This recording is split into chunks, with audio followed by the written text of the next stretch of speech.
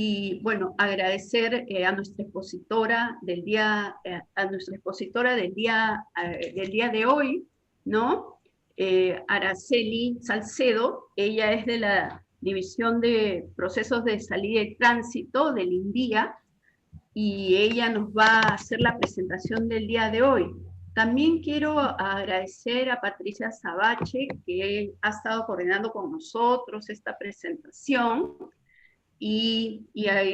bueno, y pedirles a todos ustedes para que podamos aprovechar para dar inicio a este seminario, podamos todos poner nuestros auriculares en mute para aprovechar al máximo esta presentación, y todas sus preguntas se van a absolver al final de la presentación. Ustedes pueden colocar sus preguntas, escribir sus preguntas en el chat. Estamos en un curso. Sí, por favor. Al final se las vamos a pasar a Araceli para que pueda resolver todas las consultas que se presenten. Bueno, yo antes de dar inicio a Araceli, quería cederle la palabra a Patricia Sabache. Ella es de la División de Usuario Aduanero y siempre coordinamos casi todas las presentaciones o exposiciones con funcionarios de SUNAT con ella. Adelante, Patricia. Muchas gracias, Rocío. Muy buenas tardes. Mi nombre es Patricia Sabache.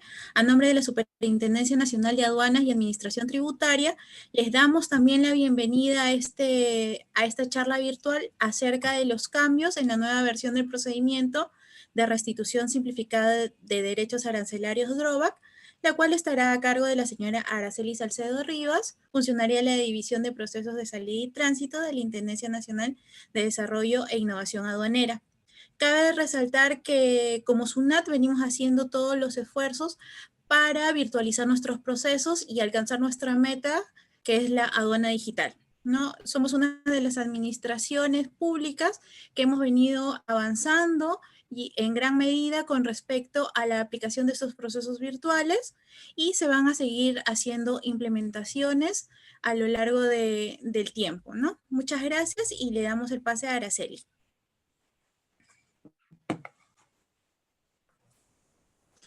Buenas tardes con todos los asistentes. Vamos a compartir la exposición para dar inicio. Me esperan un momento, por favor.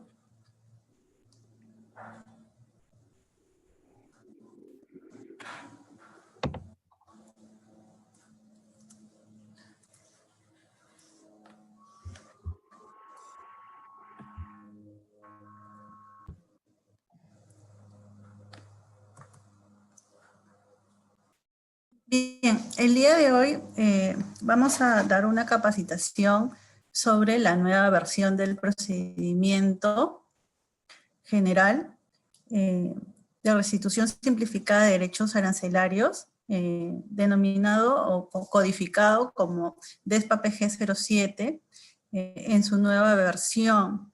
Este procedimiento ha sido publicado recientemente y ya se encuentra en vigencia en esta nueva versión, y lo que vamos a conversar el día de hoy son los cambios o modificaciones que comprende esta nueva versión del procedimiento.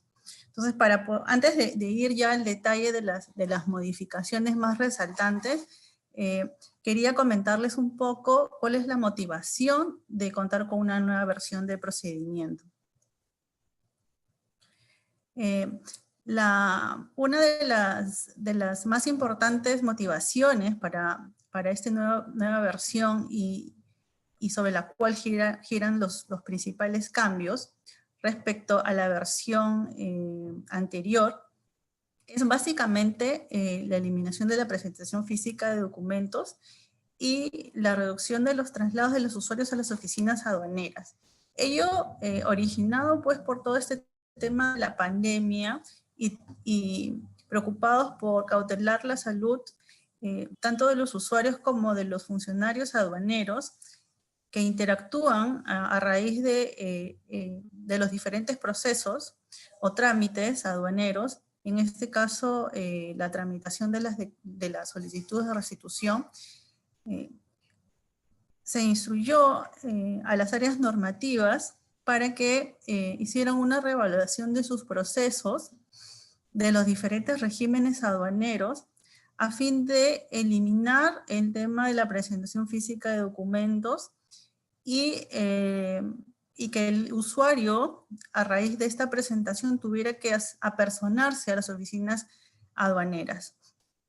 Entonces, tuvimos este desafío de poder eliminar toda esta presentación física de documentos y tuvimos que hacer un análisis de los procedimientos. En el caso específico de restitución, como ustedes seguro conocerán, la restitución de derechos sufrió hace algunos años una modificación sustancial, ¿no? De la presentación física de la solicitud de restitución con sus documentos, digamos, en fotocopias que se presentaban, pasamos a la virtualización del proceso a través del Dropbox Web. Herramienta informática que permitió pues, un cambio sustancial, como les comentaba, porque ya la solicitud, la presentación de la solicitud se realiza por medios electrónicos. Y en general el proceso es bastante dinámico, rápido y casi 100% automático o electrónico. Sin embargo, habían algunas instancias en el trámite que obligaban al usuario a personarse a las oficinas de la administración aduanera para la presentación física de determinados documentos.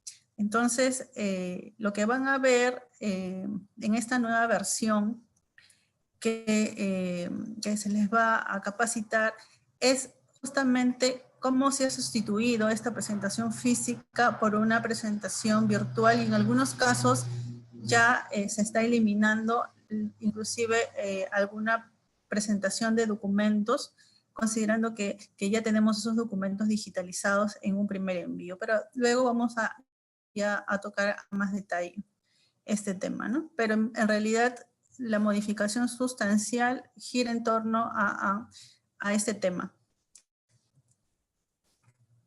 Bien, otra motivación importante son las adecuaciones a las últimas modificaciones de la Ley General de Aduanas y su reglamento. ¿Por qué ello? Porque la Ley General de Aduanas y el reglamento que se modificaron, digamos, entre los cambios que se dieron, está, por ejemplo, la nueva categorización de los operadores, ¿no? Antes siempre hablábamos en general de los operadores de comercio exterior y ahí incluíamos a los exportadores beneficiarios del régimen de restitución. Ahora, con las últimas modificaciones de la ley y su reglamento, ya los operadores se clasifican en operadores de comercio exterior, que son aquellos operadores que tienen una autorización por parte de la autoridad aduanera para poder funcionar como tales, por ejemplo, en el caso de los agentes de aduana, ¿no? Que reciben una acreditación por parte de la administración para desempeñar como tales. Y por otro lado tenemos a los operadores intervinientes. Los operadores intervinientes son aquellos que como su nombre lo dice, intervienen en un trámite, en un régimen aduanero, pero no requieren para esos efectos ninguna autorización por parte de la autoridad aduanera. En esta última categoría encontramos a los importadores, a los exportadores, y dentro de los exportadores, obviamente, al beneficiario de la restitución de derechos arancelarios. Entonces, cuando ahora ustedes puedan ver a lo largo de los procedimientos, no solamente en este procedimiento, sino en los demás que han venido siendo publicados en semanas anteriores, inclusive esta semana también se han aprobado como 4 procedimientos, van a ver que la terminología ha cambiado un poco respecto de las versiones anteriores, y ya pueden encontrar tanto una terminología de OCES, que es digamos,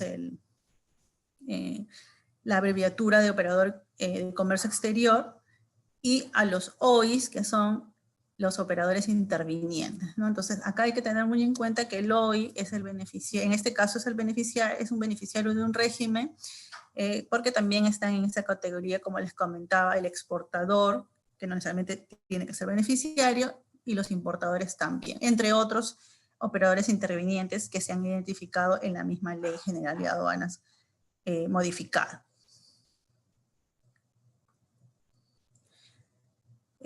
Otra motivación, digamos, menor es el cambio de denominación de unidades organizacionales y la actualización de las denominaciones o codificaciones de los procedimientos. Al pasar de los años, las unidades organizacionales van cambiando de denominación, los procedimientos también se recodificaron, ¿no? Antes podíamos identificarlos como INTAs, y ahora se les denomina pues como DESPA, porque viene de despacho. DESPA es una codificación que alude a un procedimiento que regule el despacho de algo, ¿no? De las mercancías. Y el despacho de las mercancías está digamos, vinculadas con los regímenes aduaneros. Entonces, había que hacer una actualización, porque eso también facilita la lectura de los procedimientos y el que el usuario también tenga la facilidad de poder, cuando un procedimiento se remite a otro, tenga la facilidad el usuario de poder ubicar a qué procedimiento e identificar a qué procedimientos tiene que remitirse para poder hacer una mejor evaluación del trámite que tiene que realizar.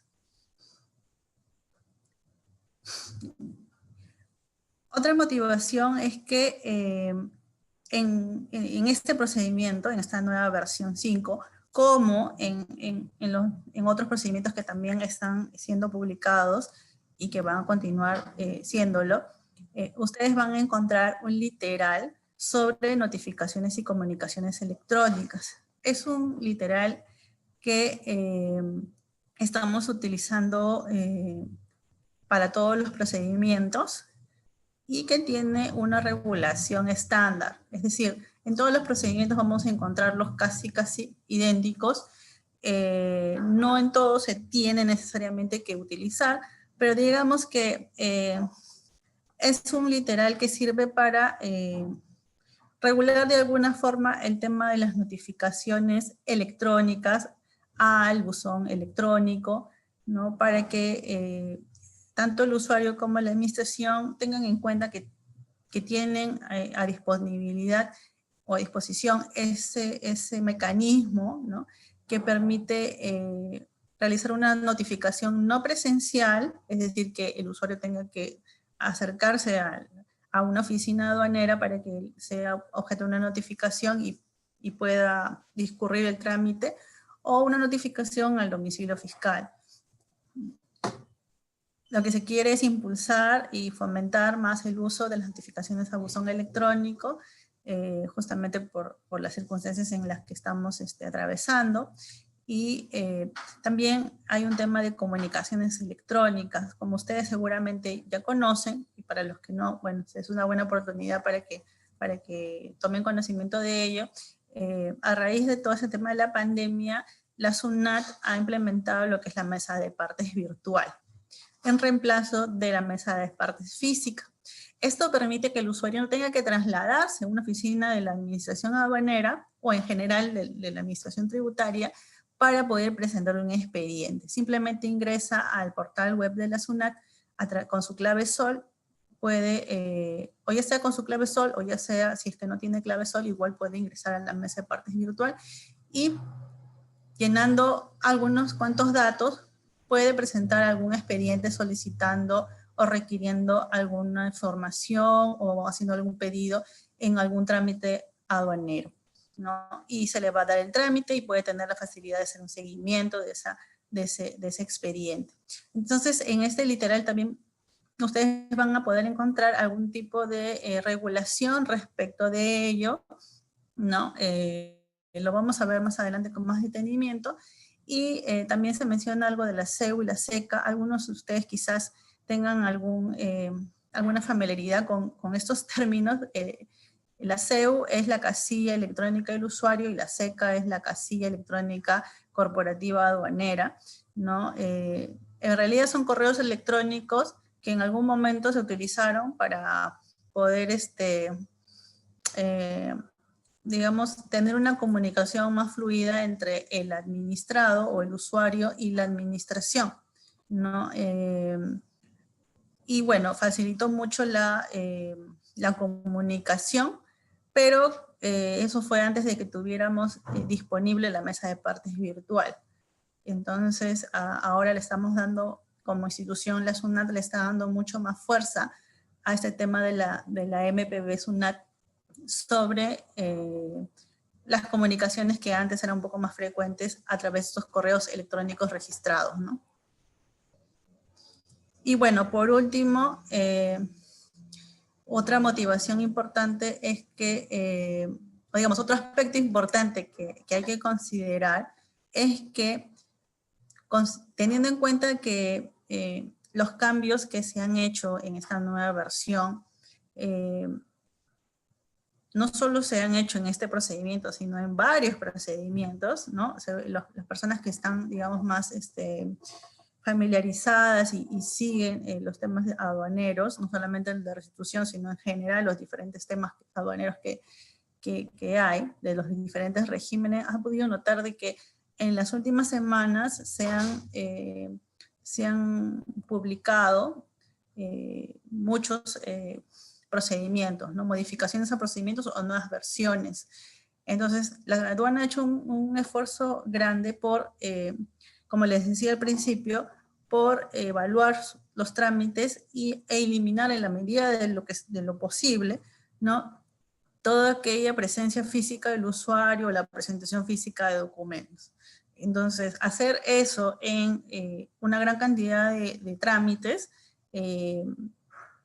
no es fácil, ¿no? Pero normalmente el trabajo de la aduana es reevaluar sus procesos y automatizarlos. Pero la automatización obviamente requiere tiempo y requiere recursos. Entonces nuestros recursos informáticos, cuando empezó la pandemia, estaban abocados a lo que es el rediseño de lo que es importación definitiva y lo que es exportación definitiva, entre otros. Pero básicamente en esos dos regímenes. Entonces, no tenías muchos recursos informáticos y tampoco así lo hubiéramos tenido, hacer toda una reingeniería de los procedimientos hubiera tardado mucho. Entonces, el desafío era eliminar la presentación física de documentos sin hacer mayores cambios a nivel informático.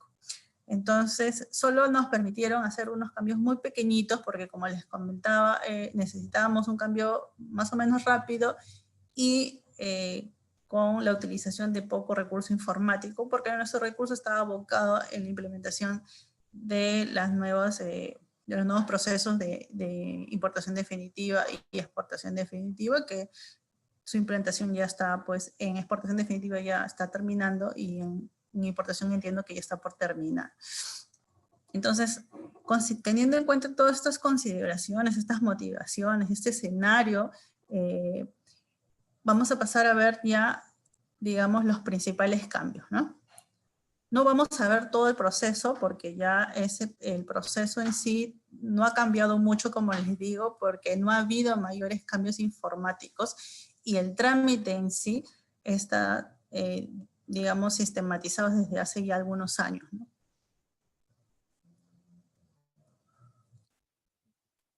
Bien, entonces vamos a ir viendo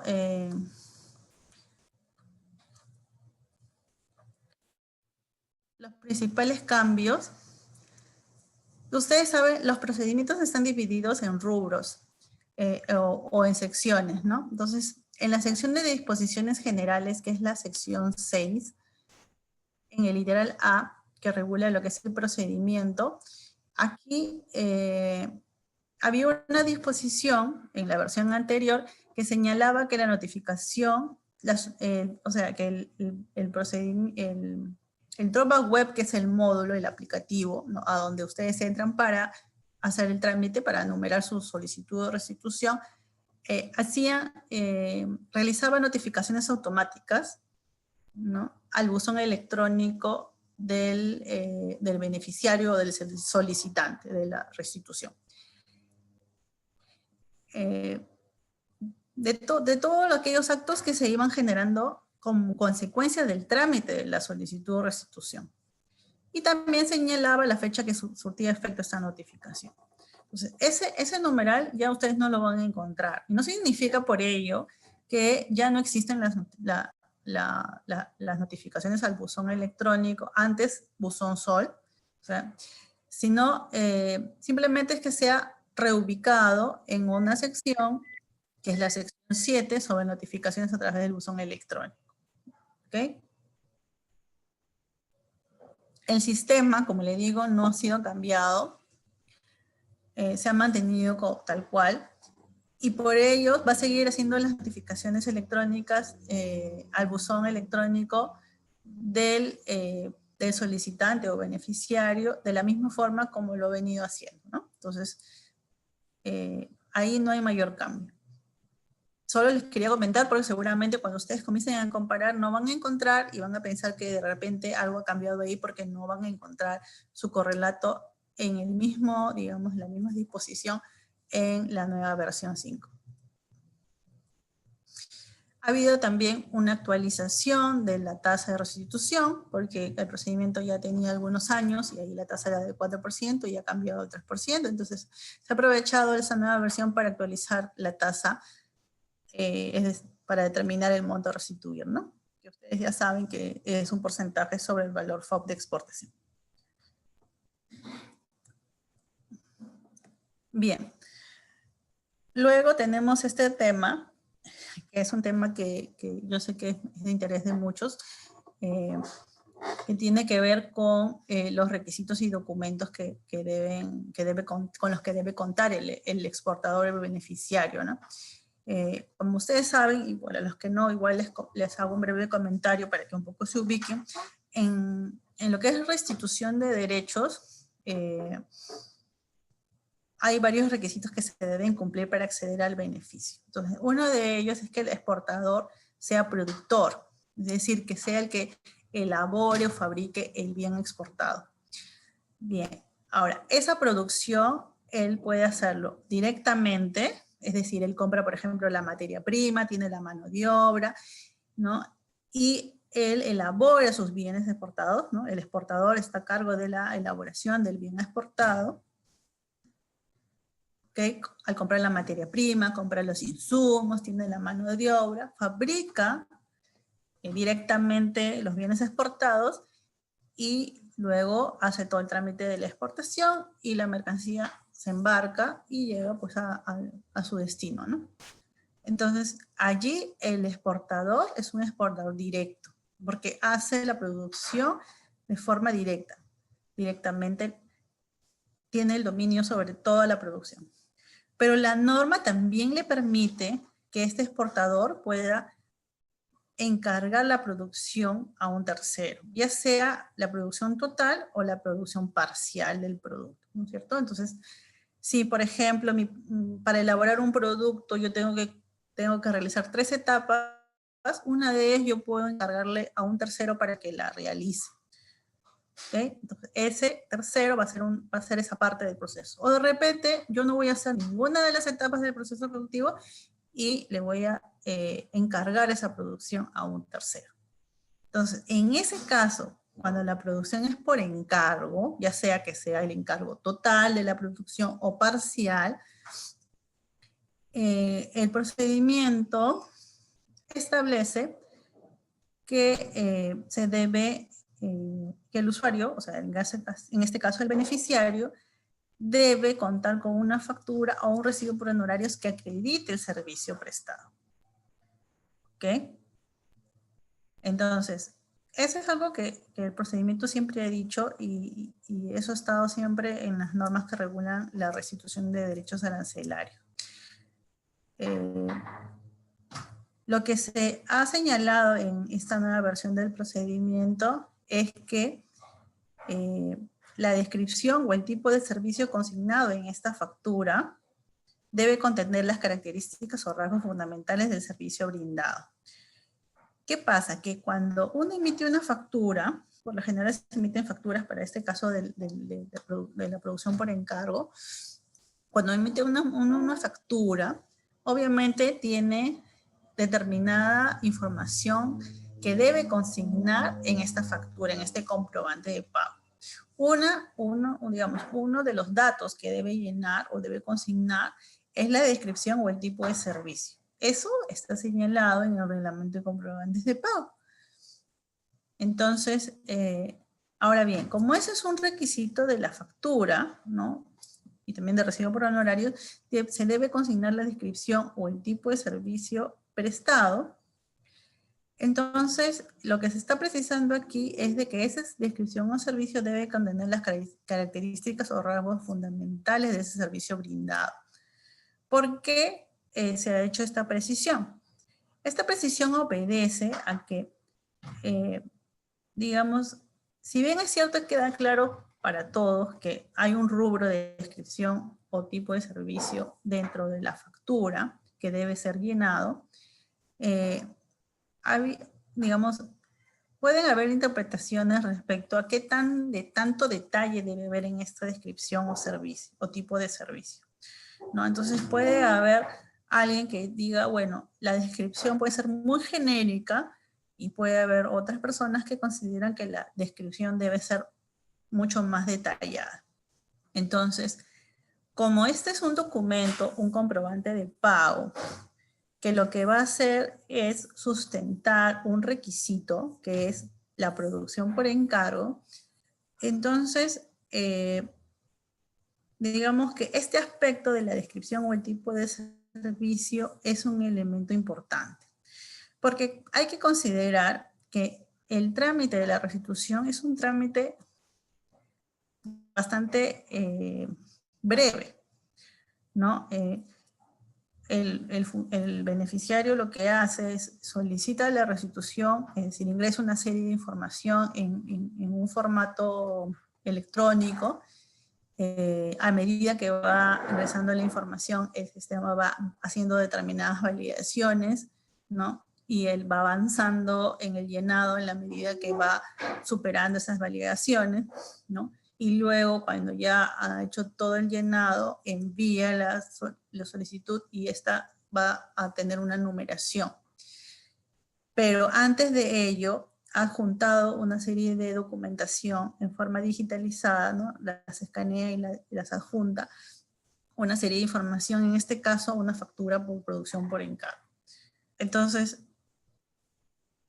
no todas las solicitudes obviamente son seleccionadas para revisión documentaria, solo un porcentaje lo son. Entonces, estas solicitudes que sí son seleccionadas para revisión documentaria van a ser revisadas por un funcionario aduanero.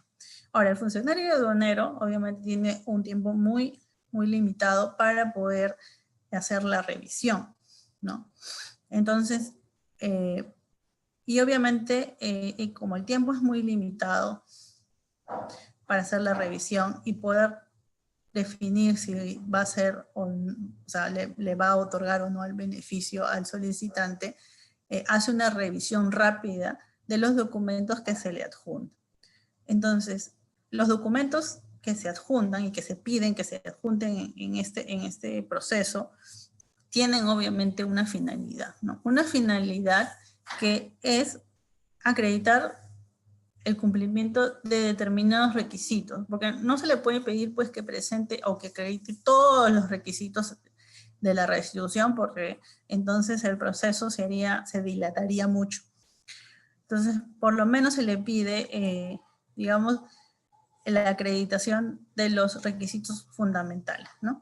Entonces, eso es lo que el funcionario va a revisar de ser seleccionada a una revisión documentaria. Entonces,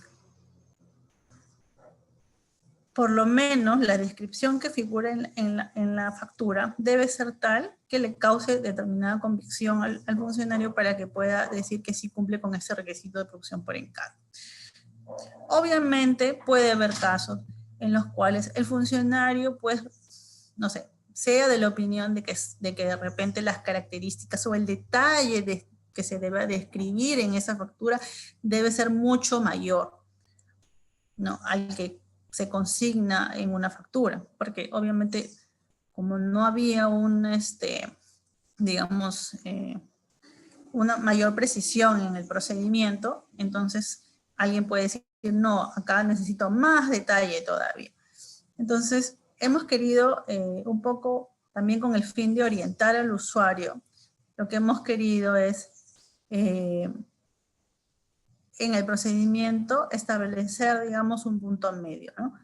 No se requiere poner tanto detalle, pero tampoco se debe ser tan general que no permita al funcionario aduanero al momento de hacer la evaluación, digamos, no tener certeza de que realmente se ha realizado un servicio o el tipo de servicio, ¿no? Entonces, por eso es que se ha hecho la precisión en el procedimiento, ¿sí? Con ello, también se busca que el proceso sea más rápido, porque si la descripción es suficiente, de acuerdo a lo que dice el procedimiento, es decir, contiene las características o rasgos fundamentales del servicio brindado, el funcionario le bastará con eso para poder seguir revisando las demás condiciones y finalmente, de cumplirse estas, ¿no?, aceptar aceptar que la solicitud está bien formulada y por lo tanto autorizar, pues, de que se haga el abono correspondiente, ¿no? Caso contrario, va a tener que quizás pedir información adicional, lo cual dilata mucho el proceso. Bien, otro de los cambios que también se ha realizado es referido a la emisión, a la oportunidad, ¿no?, de la emisión de la factura, producción por encargo y la compra de insumos importados. Bueno, sobre la emisión de la factura de la producción por encargo ya hemos hablado, ¿no? Y la compra de los insumos importados o las mercancías elaboradas con insumos importados, allí solamente, acá estamos hablando de que cuando uno se acoge a la restitución, obviamente uno tiene que no solamente ser productor exportador, sino en la producción haber incorporado un insumo importado, que haya pagado derechos arancelarios. Porque justamente esa es la motivación por la cual yo voy a pedir que me restituyan esos derechos arancelarios que he pagado, ¿no? Y que el cálculo de esos derechos arancelarios se hacen en función a un porcentaje del valor FOB de exportación, que en este caso actualmente es 3%. Entonces, pero obviamente, como yo voy a decir que voy a pedir que me reconozcan ese derecho, porque en la elaboración de mis productos exportados he utilizado un insumo importado que ha pagado derechos arancelarios y por lo tanto he incrementado mi costo de producción, tengo que sustentar la compra de esos insumos importados, ¿sí? Ya sea porque, por ejemplo, lo importé directamente, que es la primera modalidad que ustedes van a encontrar, así se le denomina normalmente. Nosotros no hablamos de importación directa, sino de primera modalidad, segunda modalidad, tercera modalidad. Seguro que ustedes van a escuchar esa terminología. Entonces, cuando hablamos de primera modalidad es cuando el insumo importado lo adquirí mediante una importación, ¿no? O sea, yo soy el exportador que produzco, y utilicé un insumo importado que yo mismo importé. Entonces, esa es la primera modalidad de adquisición de insumos importados. La segunda modalidad es esta que figura aquí, que es la compra de insumos importados. O sea, yo no importo directamente, sino le compro, por ejemplo, a uno que hace la importación, ¿no? Y la otra situación es las mercancías elaboradas con insumos importados. ¿Qué es eso? Eso es cuando otra persona, ¿no?, importa insumos y elabora un bien. Y yo luego le compro ese bien, como una caja, por ejemplo, y en la caja, pues, pongo mis naranjas y las exporto. Entonces, el insumo importado es el contenido en la caja de mis naranjas, ¿no? Entonces, para los dos últimos casos, obviamente, documento que acredita la compra es un comprobante de pago, ¿no? Que es una factura. Entonces, acá lo que es, este numeral 6 lo que regula es la oportunidad de esa factura. Tanto de la factura de producción por encargo como la de la compra de los insumos. Entonces, ¿cuándo se debe emitir la factura por producción por encargo? ¿Cuándo se debe emitir la factura por compra de insumos importados o de mercancías elaboradas con insumos importados? La oportunidad de la emisión está regulada en el reglamento y comprobantes de pago. Y ahí se dice que estas facturas se deben emitir al momento que se presta el servicio, si es producción por encargo, o al momento que se recibe el bien, ¿sí? Al momento que me entregan el bien, o al momento que se paga por esa producción por encargo o por la compra, lo que suceda primero. Eso es lo que señala la norma, ¿no? Entonces, esto es importante que se debe, eso es un aspecto importante que se debe tener presente cuando hacemos nuestras adquisiciones y sabemos que esas adquisiciones van a servir de sustento para el acogimiento de la restitución. Porque yo puedo tener muchas compras y algunas de ellas solo utilizarlas para las exportaciones y entonces quien revisa y ve si realmente estoy cumpliendo las condiciones para el acogimiento debido a este régimen, tiene que tener la convicción de que esos comprobantes de pago que se están presentando como sustentos correspondan a esa exportación y no correspondan, por ejemplo, a una producción que es para el mercado local. Entonces, muchos se van a fijar en la fecha de emisión de estas facturas, ¿ok? Entonces, hay que siempre cumplir con el reglamento de comprobantes de pago. Bien, en el procedimiento lo que se dice es de que la fecha de emisión de estos comprobantes de pago pueden ser hasta la fecha de ingreso del bien a exportar al depósito temporal o hasta la fecha de embarque, cuando se trata de embarque directo o se ponga a disposición de la autoridad aduanera en el lugar designado por esta. Ya, ahí hay que hacer un paréntesis para que todos tengamos claro a qué nos estamos refiriendo.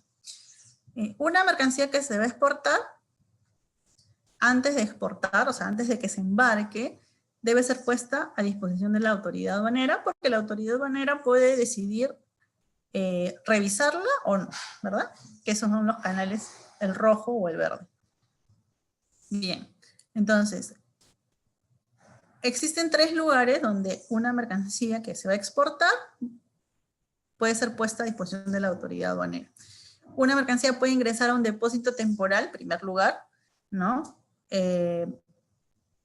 Y allí es donde se pone a disposición de la autoridad aduanera. Entonces, cuando numera su declaración de exportación, va a indicar, el agente de aduanas le va a indicar que en el depósito temporal ABC, ahí va a ingresar o ha ingresado, dependiendo del momento, la mercancía que va a exportar. Entonces, ese es el lugar donde pone a disposición de la autoridad aduanera esa mercancía, en el depósito temporal. ¿Ok? Entonces, si la mercancía ingresa hoy al depósito temporal y existe una factura de producción por encargo y obviamente una factura por compra de insumos importados,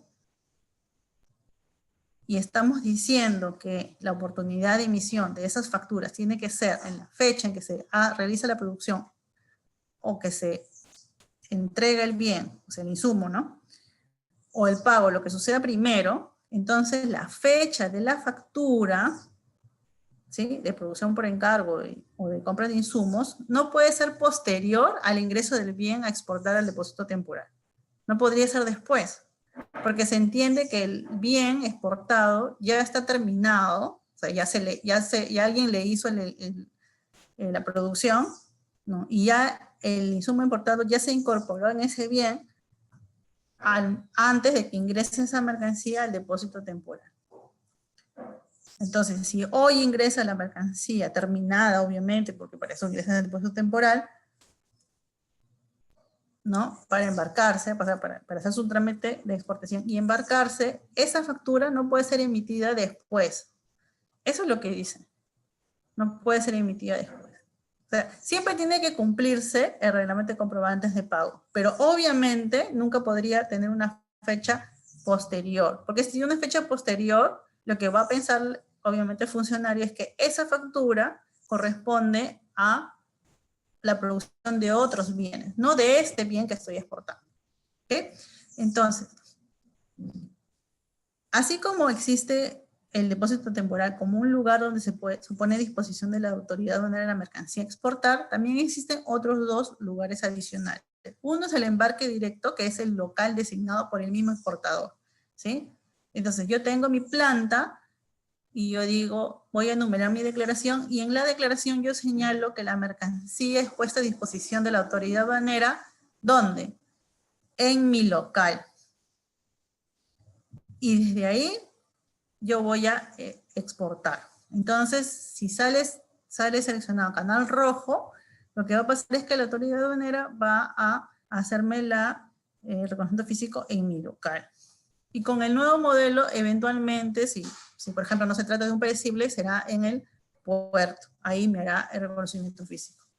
Entonces, si volvemos a lo mismo, ¿no?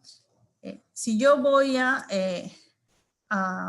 exportar una mercancía y esta ha sido puesta a disposición de la autoridad aduanera en el local designado por el exportador, esa factura o esos insumos importados, esa factura, tanto de producción por encargo o por la compra de insumos importados, no puede tener fecha posterior a la fecha de embarque, porque eso significaría que la producción por encargo se dio después de la exportación del producto, o que se le entregó, o que me dieron esos insumos importados después que la mercancía se embarcó. Entonces, si la mercancía ya se embarcó, esa compra de esos insumos que compré con esa factura no podrían estar incorporados en esos bienes exportados. Igual sucede con el lugar designado por la administración aduanera. Hay casos, sobre todo en provincias, que la mercancía no necesariamente no ingresa ni a un depósito temporal ni se embarca directamente desde el local designado por el exportador, sino que hay algunos lugares donde la administración dispone que allí se puede hacer reconocimiento físico de la mercancía, ¿no? Por ejemplo, no sé, en un centro de atención fronteriza, se puede disponer que ahí se va a hacer, le van a dar canal a las mercancías, y si son rojas, le van a hacer reconocimiento físico en ese lugar. Entonces, obviamente, ahí se aplica la misma regla, ¿no? Si hoy embarqué esa mercancía, o sea, entendiendo por embarque no solamente el embarque que sube a una nave, sino también a una aeronave o que va a cruzar la frontera, ¿no? Si en términos de embarque es hoy día, o sea, si hoy día salió del país, entonces la fecha de emisión de la factura de producción por encargo o de compra de insumos no puede tener fecha de mañana ni pasado, porque entonces se entendería que esas facturas no corresponden a esos bienes exportados. Entonces ahí hay que tener bastante cuidado, ¿ok? Si bien es cierto, esta norma ya existía en la versión anterior, lo que se ha hecho es mejorar un poco la redacción para que sea un poco más clara. No, se ha dado énfasis en lo que obviamente por norma está regulado, que es la oportunidad de emisión de reglamento, que se tiene que observar siempre el reglamento de comprobantes de pago, y se ha incorporado el tema del lugar designado por la administración, que es, digamos, una terminología nueva o una figura que se ha tomado de la operatividad y que se ha incorporado también en las últimas modificaciones de la ley y el reglamento, ¿no? Bien. Aquí yo les he hablado de cómo debe ser, ¿verdad? De acuerdo al reglamento de comprobantes de pago, debe ser así. Sin embargo, perdón, se pasó ya. Sin embargo, en el numeral que viene seguido al 6, o sea, en el 7, se establece una excepción una situación excepcional, pero que solo se aplica para lo que son insumos importados. ¿Ok?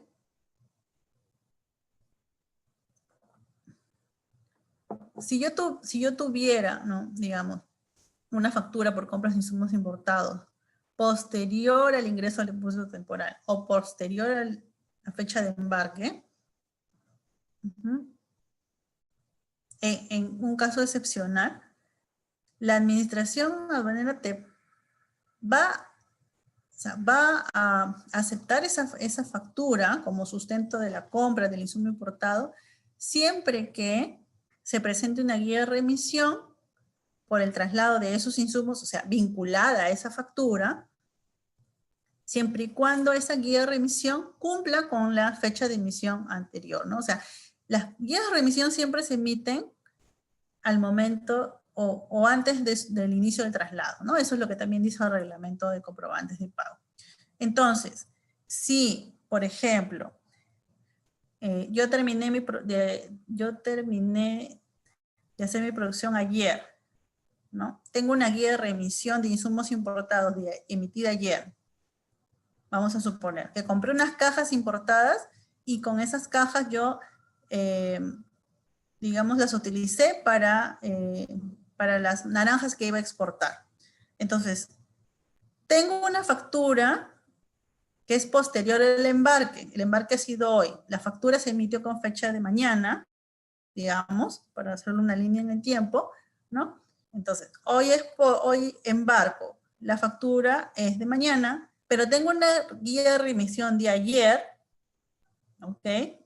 Entonces, esa guía de remisión puede suplir el defecto de esta factura por la fecha de emisión. Eso es lo que quiere decir este numeral 7. Es una cuestión excepcional que nuestra área jurídica hace ya algún tiempo se pronunció respecto de eso y abrió la posibilidad de que el beneficiario pudiera, a través de una guía de remisión, digamos, suplir un poco el defecto en cuanto a la fecha de emisión de la factura por compra de insumos. Entonces, cuando no es posible, o sea, cuando la factura de compra de insumos sea de fecha posterior al ingreso del bien al depósito temporal o a la fecha de embarque, entonces es posible presentar una guía de remisión que tenga una fecha anterior, ¿no? O hasta la misma fecha, porque puede ser que haya terminado de embalar ese mismo día, y ese mismo día voy a ingresar a un depósito temporal, o voy a también o ese mismo día voy a embarcar la mercancía, ¿no? Entonces, ahí lo que se ha hecho es, digamos, precisar un poquito, pero sí ya estaba, digamos, establecido anteriormente.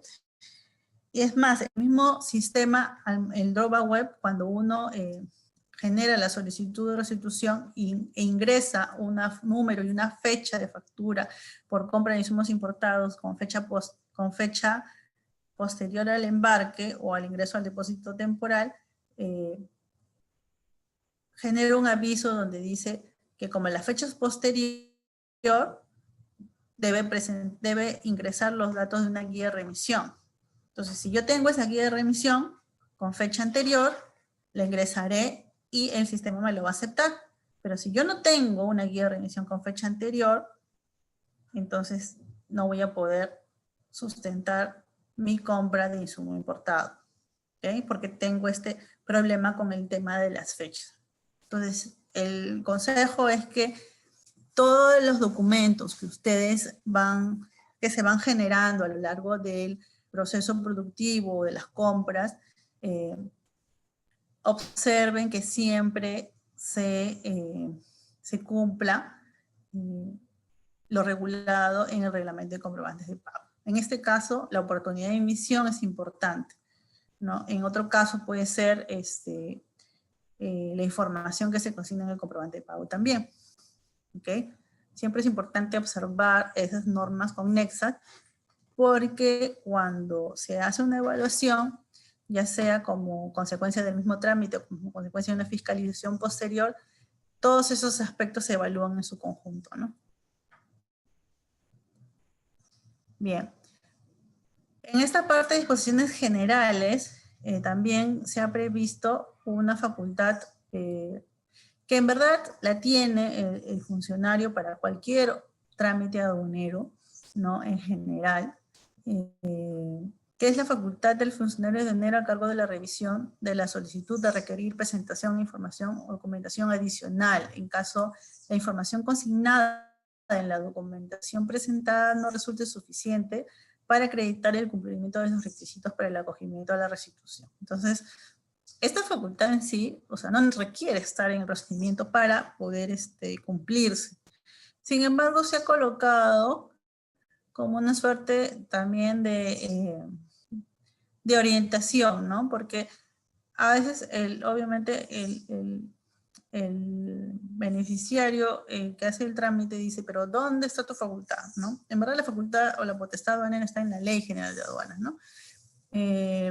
A veces amerita sí pedir información adicional porque hay dudas, el funcionario no le causa certeza la documentación o la información que tiene a la vista, pero obviamente nosotros también hemos orientado a nuestros funcionarios para que eso es digamos, una facultad que se debe ejercer, pero de forma muy excepcional, ¿no?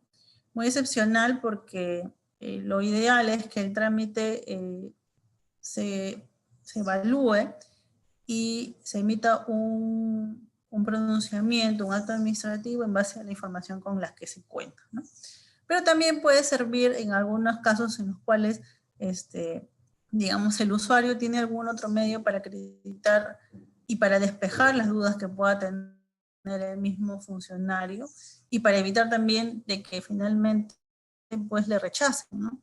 Entonces también abre una puerta que el mismo funcionario pueda aceptar información adicional para poder crear convicción en su decisión. Bien, otro aspecto es, que ha sido materia de modificación es la comunicación de fusión de empresas para la actualización en el sistema informático. Cuando dos empresas se fusionan, dos o más empresas se fusionan, esta fusión debe ser comunicada a la administración aduanera para que se pueda viabilizar el acogimiento al beneficio.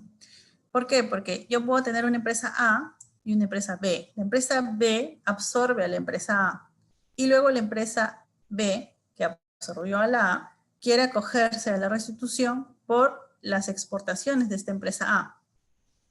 ¿Sí? Pero el RUC de esa empresa A difiere del de B.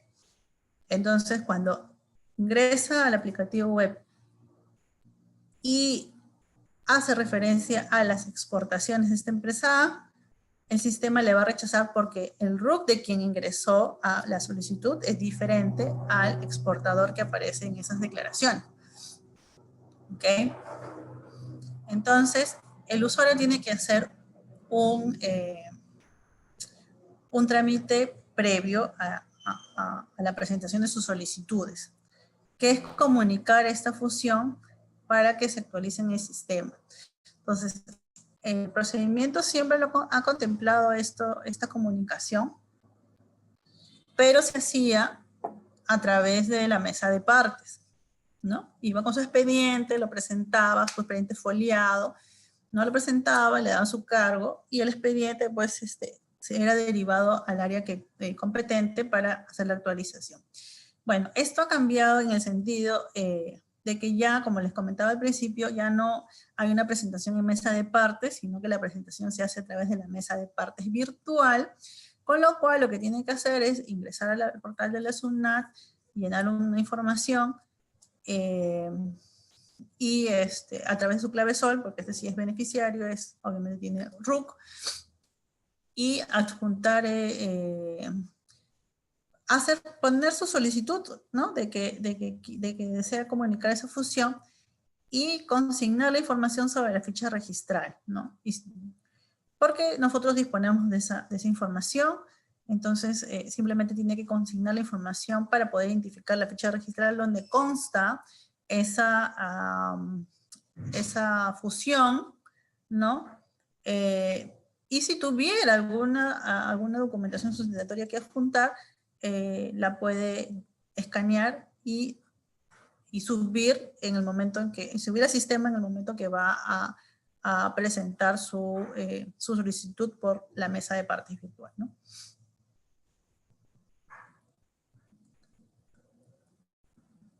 Bien, ahora vamos a ver, bien, como hablábamos antes, la solicitud de restitución se numera por el aplicativo del Dropbox Web, y una vez que es numerada, el sistema automáticamente selecciona esta solicitud, ya sea a aprobación automática, o la selecciona a una revisión documentaria. Una revisión documentaria que va a ser realizada por un funcionario aduanero. Entonces, en estos casos en donde las solicitudes son seleccionadas a revisión documentaria, antes el usuario tenía que imprimir la solicitud de restitución, llevar los documentos que sustentan la solicitud, y presentarlos por ventanilla como acá se ve en la foto, ¿no? Entonces ahí presentaba su solicitud y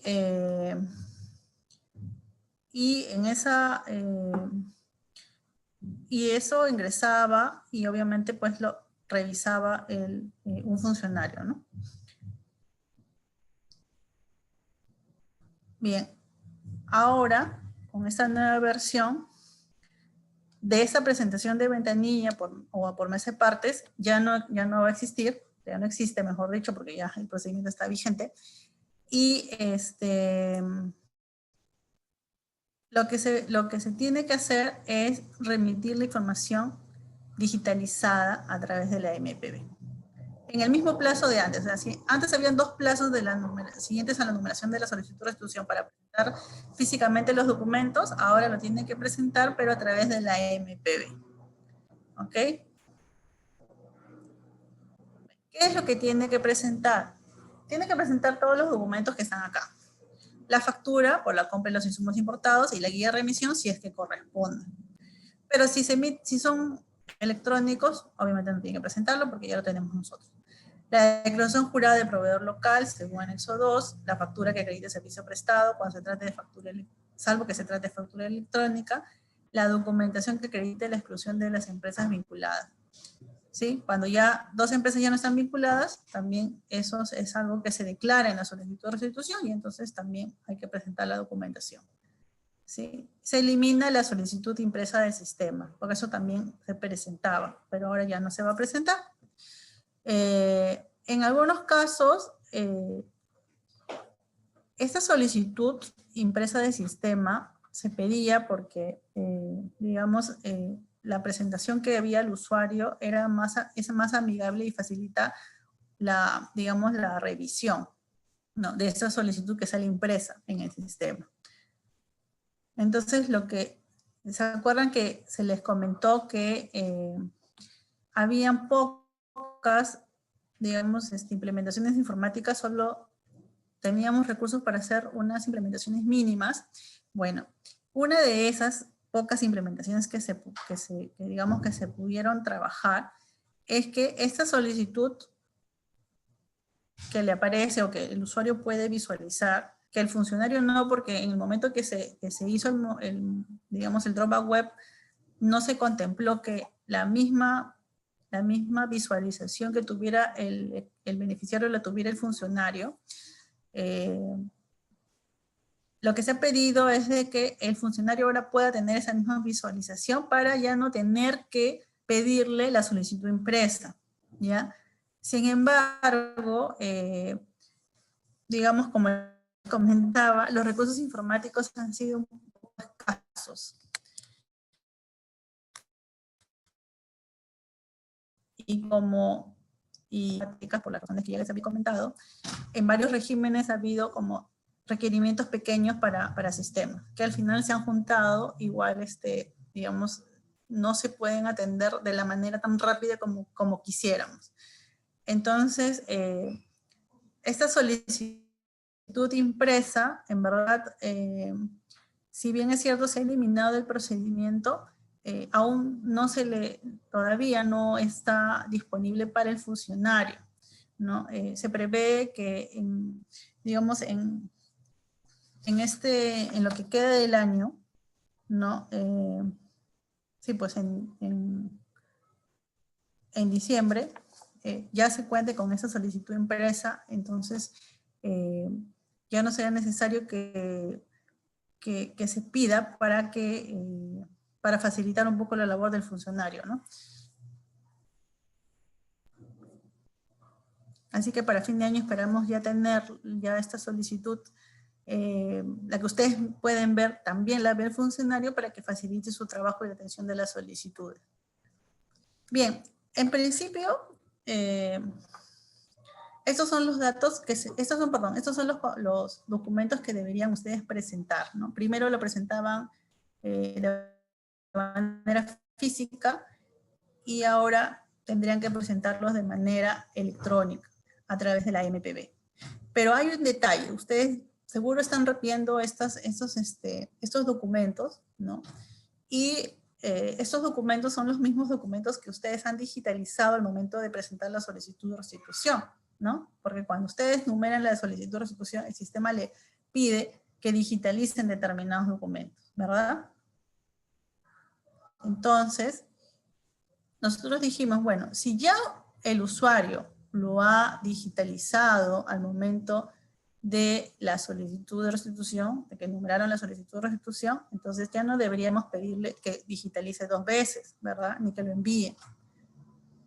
Entonces, seguidamente a esto, en el procedimiento van a encontrar una disposición que dice que no es necesario que se digitalice la documentación que ya se adjuntó a la solicitud de restitución. ¿Ok? Entonces, si ustedes dicen, bueno, yo ya junté la factura de compra local, la guía de remisión, en el caso que corresponda, ya junté la declaración jurada de proveedor, ya junté la factura que acredita el servicio prestado, ya junté la documentación que acredita la función de empresas vinculadas, en caso que se dé ese supuesto, ¿no? No en todos los casos se van a dar. Otra vez no voy a volver a juntar. No, pues no debes volver a juntar. Entonces, ¿qué debo hacer en ese caso? Solamente debes comunicar que ya no tienes nada más que adjuntar. Ahora, ¿por qué hay que comunicar? Lo que pasa es que cuando, el Decreto Supremo 104 del 95F es el que aprueba el reglamento de la restitución de derechos arancelarios. Y en ese procedimiento se establece que en el plazo de 2 días siguientes a la numeración de la solicitud de restitución, en caso haya sido seleccionada revisión documentaria, el usuario, el beneficiario, tiene que presentar los documentos. O sea, es una exigencia de un decreto supremo. Entonces, ustedes saben que un procedimiento, que es una resolución de superintendencia, no puede ir en contra de un decreto supremo por jerarquía normativa. Entonces, esta disposición en realidad está para cumplir lo que dice el decreto supremo. Porque si pretendemos modificar el decreto supremo, nos íbamos a demorar mucho más, ¿no? Entonces, decimos, ok, vamos a cumplir el plazo, ya, el plazo que establece, la disposición que establece el decreto supremo, y ya, estos son los documentos que se tienen que presentar. Pero también hay otra norma que dice que si yo ya presenté algo a la administración, no tengo por qué presentarlo otra vez. Entonces, estamos eximiendo también de que si ya estos documentos se presentaron adjuntos a la solicitud, que es lo más probable que se hayan presentado, lo único que vamos a pedirle al usuario es que comunique ese hecho. O sea, que comunique el hecho de que a través de la MPB, de que ya no tiene, en relación a esa solicitud, ya no tiene más documentos que presentar, porque ya los presentó todos los que son los que tiene que presentar ya están adjuntos a la solicitud de restitución. Y tiene que hacerlo dentro de los 2 días, porque el sistema está diseñado de tal manera que si en 2 días no ingresa una comunicación del usuario, automáticamente se anula la solicitud de restitución. ¿Sí? Quitar esa validación es una implementación informática de la cual no podíamos realizar. ¿Okay? Tenemos previsto hacer algunos cambios ya para el próximo año, pero si queríamos una solución más o menos inmediata, no podíamos esperar a que esa solución informática se diera. ¿Ok? Entonces, resumiendo, si la solicitud es seleccionar revisión documentaria, ya no tengo que presentar los documentos físicos ante la ventanilla o ante mesa de partes, sino que tengo que utilizar la mesa de partes virtual. Y adjuntaré a través de la mesa de partes virtual, remitiré los documentos digitalizados en PDF de estos documentos en la medida que no los haya adjuntado en la solicitud de restitución. Como es casi seguro de que ya los adjunté en la solicitud de restitución, entonces ya no debo adjuntarlo en esta segunda vez, y aquí solamente voy a señalar que ya no tengo más documentos que adjuntar para efectos de que esa comunicación se ingrese al sistema y el sistema no anule mi solicitud de restitución. ¿Ok?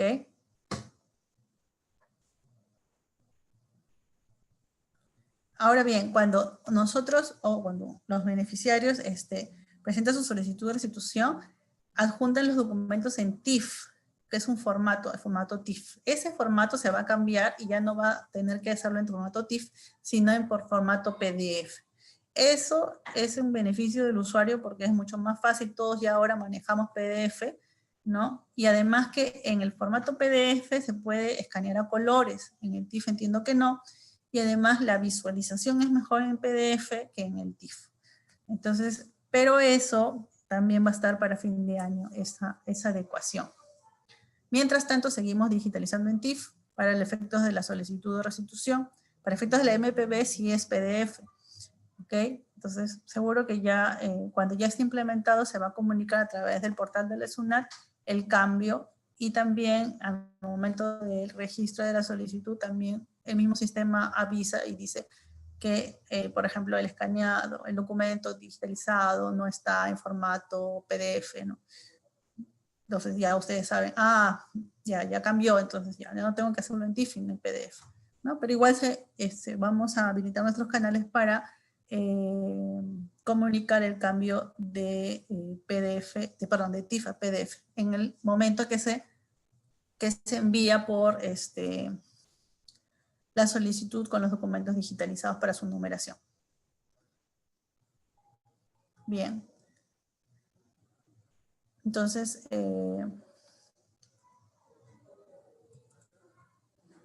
acá está lo que les decía, ¿no? Si vence el plazo sin haber presentado la documentación, esa documentación que tiene que presentar a través de la MPB, o de no haberse presentado la comunicación, esa comunicación de que no es necesario apuntar mayor información adicional, entonces se anula automáticamente la solicitud de restitución. Por eso es importante que tengan en cuenta lo del plazo. ¿Okay? Bien, ahora vamos a ver el tema de la rectificación, de los rechazos. Cuando en los casos de aquellos solicitudes que han sido seleccionadas a revisión documentaria, el funcionario lo que hace es revisar la solicitud de restitución y de encontrar alguna observación, le rechaza, hace un rechazo subsanable. O sea, puede rechazar, hacer un rechazo no subsanable cuando por ejemplo, cuando incumple un requisito, definitivamente no le corresponde el beneficio, pero a veces hay rechazos que son subsanables, ¿no? Que simplemente, por ejemplo, puede ser, no sé, que digitalizó mal la factura porque no se ve completa, ¿no? La factura de servicio o la factura de compra de insumo, ¿no? O le faltó digitalizar por ejemplo, la factura de servicio es por 1000 unidades de, por una tonelada de paltas y la exportación es por 1,5 toneladas. Entonces falta la media tonelada, no lo llenó. Entonces, son subsanaciones que son, o rechazos subsanables. Entonces, el funcionario lo que va a hacer es hacerle el rechazo, se le va a notificar ese rechazo y se tiene 2 días hábiles siguientes al depósito del mensaje de rechazo no subsanable para proceder a la subsanación.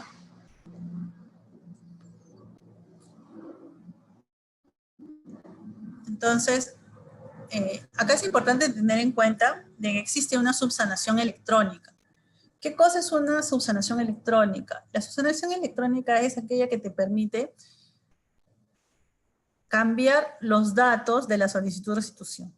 O sea, modificarlos, ¿no? Entonces, para subsanar ¿cómo se llama? El rechazo, yo puedo modificar mis datos de mi solicitud de restitución. Si, por ejemplo, la observación fue que no has digitalizado bien la factura, entonces lo que puedo hacer es quitar esa factura que está mal digitalizada y poner la factura correcta, ¿no? O si el funcionario me dice, ¿sabes qué? Mira, tu factura no acredita, no sé, pues el servicio, envíame tal o cual documento, ¿no? Para poder que me acredite esos requisitos, ¿no? Como lo que habíamos visto de la facultad que tenía el funcionario. Entonces, ahí mismo, en la misma solicitud, es posible, por ejemplo, junto con mi factura de servicio, ¿no? Puedo adjuntar también algún otro documento, un contrato, o no sé, una nota de crédito, etcétera. Algo que sustente la duda o la observación que tiene el funcionario. Entonces, eso, digamos, es el mejor medio para hacer la subsanación. ¿Por qué? Porque es electrónico. O sea, es la mejor manera porque, primero, que consta en la misma solicitud. O sea, el funcionario lo va a abrir y va a ver ahí los cambios, va a ver ahí los documentos. Además que automáticamente cuando uno hace la subsanación electrónica, va a un funcionario para que lo evalúe, ¿no? Digamos, el trámite es más directo, es más ágil, ¿no? Entonces, ese debe ser siempre la primera opción del usuario. Siempre, a través del Nova Web se hace en el mismo aplicativo donde numeró la solicitud, ahí mismo se puede hacer la subsanación electrónica. Ahora, si por algún motivo no es posible hacer la subsanación electrónica, ¿sí? Lo cual es un poco probable, pero digamos, existe esa posibilidad. Si existiera esa posibilidad, se puede solicitar la subsanación documentaria. En verdad, en el procedimiento existen esos 2 tipos, pero dadas las circunstancias actuales, es mejor hacerlo por la primera opción. Porque como les digo, automáticamente va donde un funcionario, es asignado de forma automática. Porque si ustedes lo presentan documentario, claro, ahora tienen la facilidad de la MPB, ¿no es cierto? Pero siempre tendrían que hacerlo dentro del plazo. Y la MPB todavía, cuando uno ingresa un expediente, pues ese expediente va a un área determinada, que no es el área que va a atender la solicitud, va a un área administrativa y después recién se va a derivar a la jefatura del área de recaudación y ahí va bajando hasta el funcionario que lo va a atender, ¿sí? Entonces, la primera opción, la subsanación electrónica, siempre es mejor. Siempre es mejor que opten por eso. ¿Ok? Entonces, en esta opción de subsanación física o documentaria, se ha reemplazado la presentación física por la MPB, como les decía, pero tienen que tener en cuenta que si vencido el plazo no se responde rechazo no subsanable, o rechazo, perdón, subsanable, se considera como rechazo no subsanable.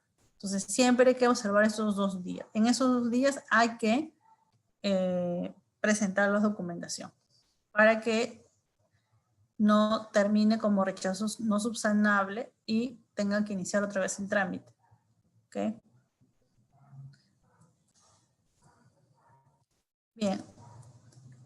Otro cambio que se ha hecho es en cuanto a la rectificación de la solicitud de restitución abonada o embargada. Es decir, cuando la solicitud de restitución ya fue abonada, o sea, ya el beneficiario ya recibió la restitución en su cuenta, ¿sí?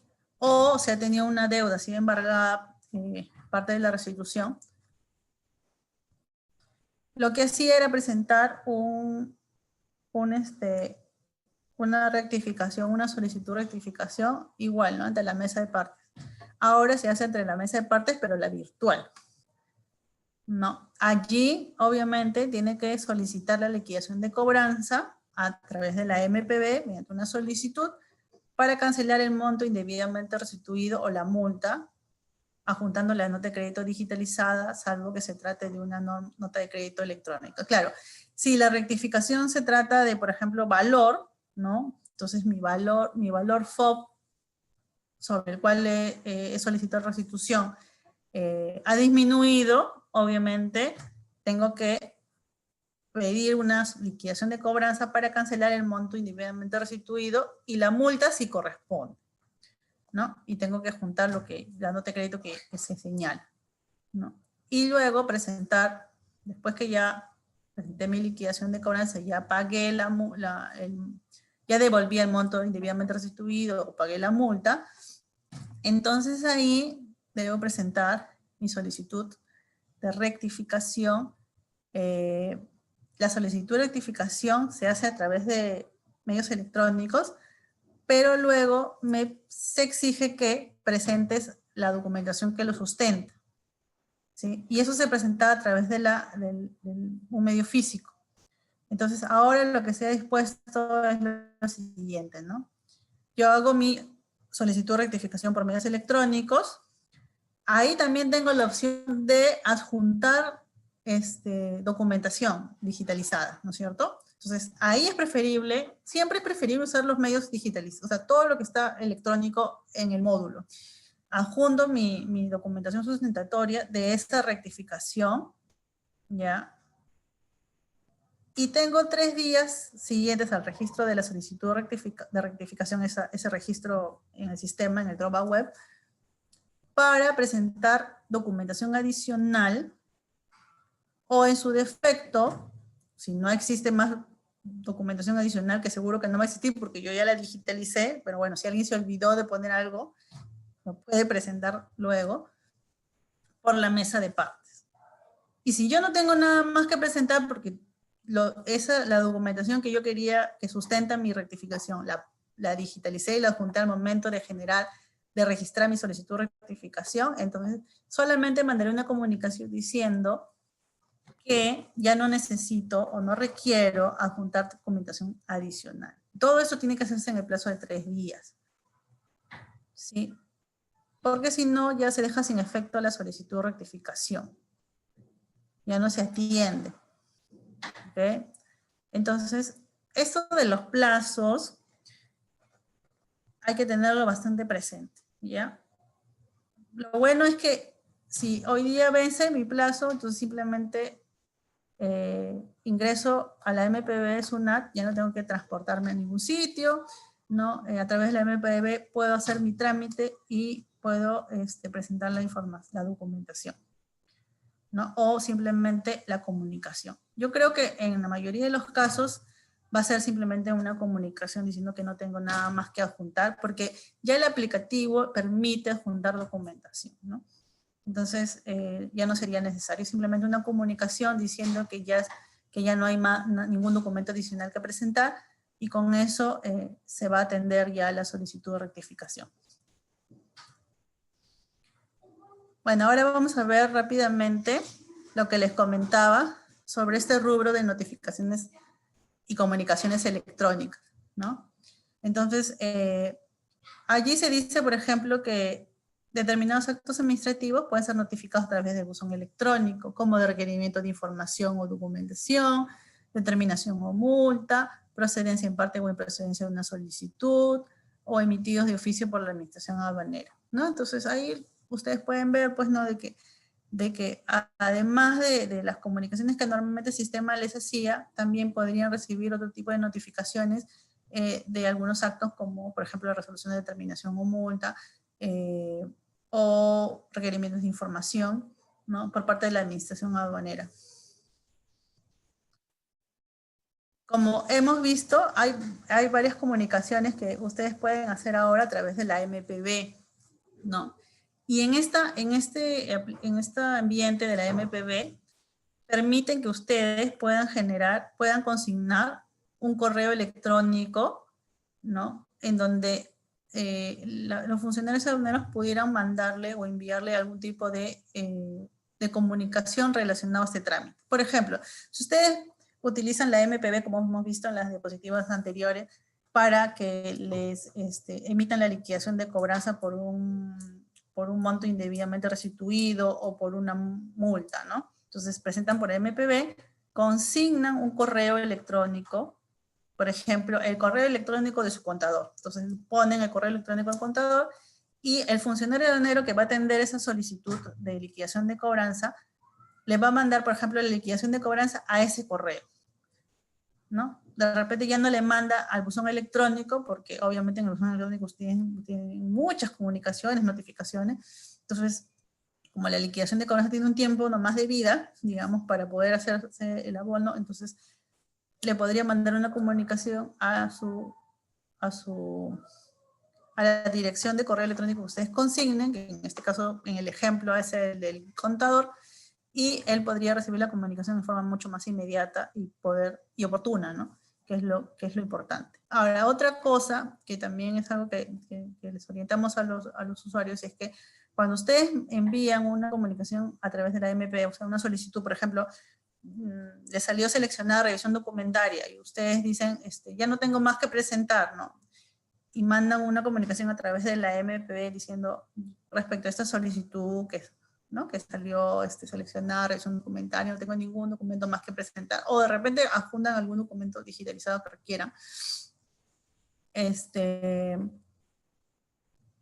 Hay una casilla en la misma MPB, pero un poco más abajo, pero en la misma pantalla, en donde dice dirección seca.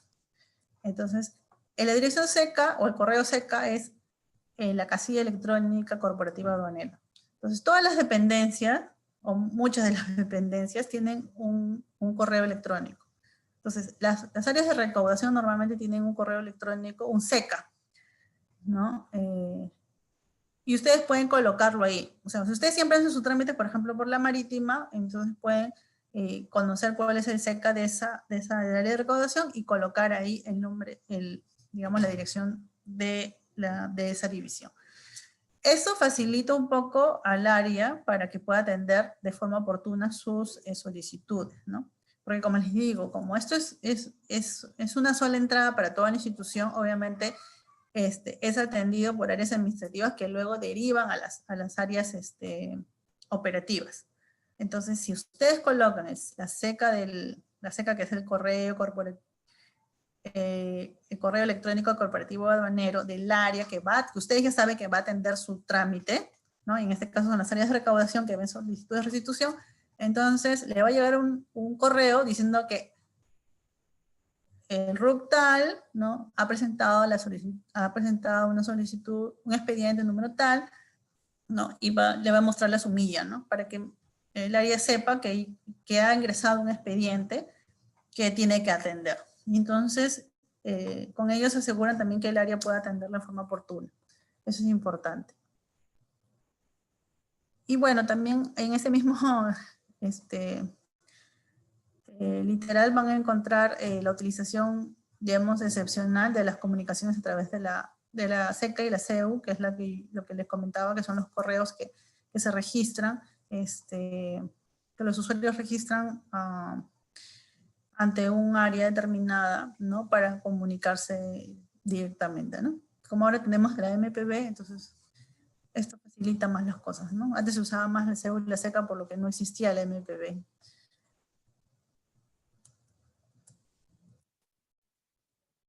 En cuanto a anexos, se está eliminando el anexo 1, que es la solicitud de restitución de derechos, porque ya no es necesario, ¿no? Cuando uno ingresa a la plantilla, o sea, ingresa al aplicativo, obviamente ese formato está allí y digamos, se puede obviamente visualizar y obviamente se puede llenar. Pues ya no es necesario que esté en un procedimiento. El anexo 2 de las instrucciones para el registro sigue existiendo, pero ahora se ha renumerado como anexo 1. Ahí se ha hecho algunas modificaciones, algunas de forma muy pequeña. Aquí en esta pregunta relacionada al valor CIF de los insumos importados, si supera el 50% del valor FOB, o incumple lo dispuesto en el texto único ordenado de la Ley para la Lucha contra la Evasión y Formalización de la Economía. Acá se ha hecho solamente un ajuste, ¿no? Digamos, que no es digamos, no es una modificación sustancial en cuanto a los requisitos, ¿no? Sino que esta ley por la lucha contra la evasión y formalización de la economía es la que establece la obligatoriedad de utilizar medios de pago para determinadas transacciones, ¿no? Que superen determinados montos. Entonces, aquí se decía que incumple el artículo 3, ¿no? De lo dispuesto en el texto único. Pero ese artículo 3 se ha abierto y hay un artículo 3 y un artículo 3A. El artículo 3 establece de forma general la obligación de utilizar los medios de pago, ¿no? Y el 3A regula con algunas particularidades el tema de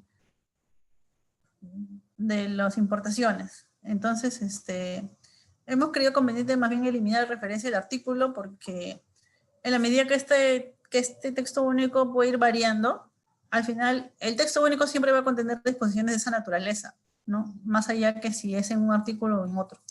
Entonces se ha suprimido ese artículo 3, pero en realidad las obligaciones de cumplir con medios de pago y su impacto que tiene en la restitución se mantienen. Esto es lo que les comentaba hace un rato. En el anexo 3, que es sobre consideraciones para la digitalización de los documentos que se adjuntan a la solicitud de restitución, se está cambiando del TIF al PDF, ¿no? Pero en tanto no se implemente, porque todavía, como les comentaba, se va a implementar recién en diciembre, se va a seguir manteniendo el TIF. Pero una vez que se migre al PDF, el tamaño máximo para archivo por folio es de 2 MB, ¿no? La cantidad de archivos, eso sí se mantiene, solamente se estaría cambiando el tipo de formato y se ampliaría un poco el tamaño del archivo, ¿no? A 2 megas. Y eso sería todo en relación a las modificaciones que tiene esa nueva versión, ¿no? Versión 5.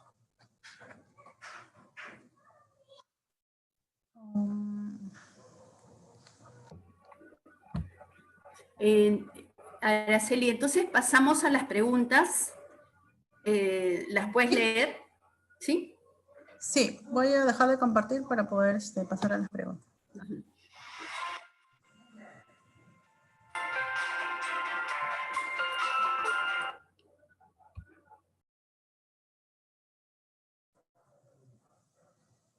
A ver.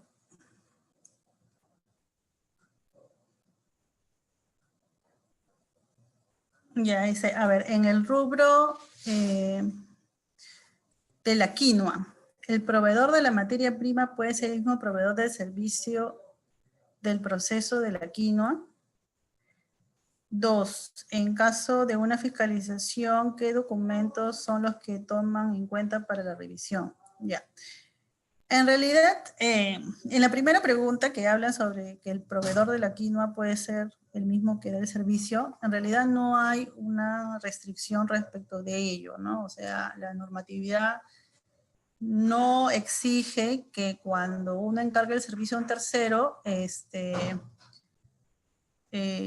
necesariamente tenga que proveerle de la materia prima. Eso no es necesario.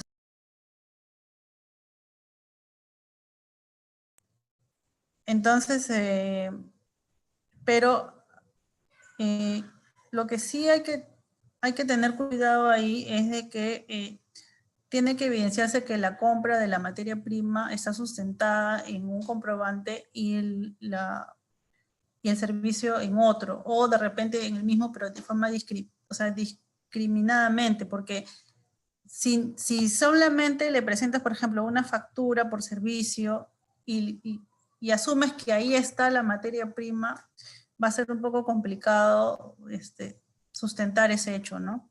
Normalmente siempre se presentan como que dos comprobantes de pago, uno por la adquisición de la materia prima y otro por el servicio prestado, ¿no? Porque son, digamos, dos transacciones distintas, en el entendido que el mismo que hace el servicio es el que provee de la materia prima, ¿no?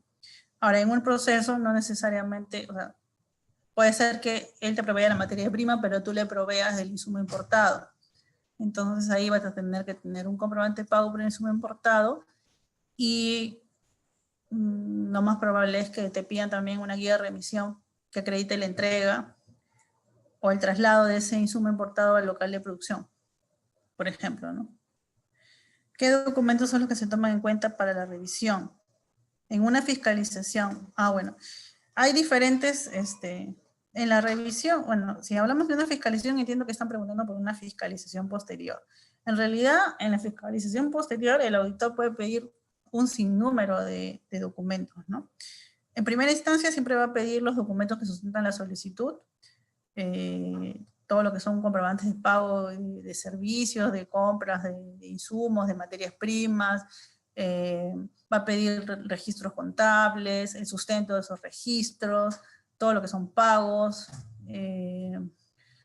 La utilización de medios de pago por ejemplo, es bastante importante, ¿no? Porque también ayuda mucho a acreditar la veracidad de las operaciones, porque finalmente existe, al utilizar medio de pago, obviamente existe una evidencia de ese pago, ¿no? Que es diferente cuando se hace pues, un pago pues, en efectivo, ¿no? Bueno, de hecho va a revisar la contabilidad, va a hacer cruces con terceros, con proveedores tanto de servicios como de insumos. En verdad ahí se puede ver un sinnúmero de cosas, ¿no? Hace inspecciones al local, a los, no sé, pues a los activos fijos que pudiera tener o que necesita para hacer el proceso productivo, ¿no?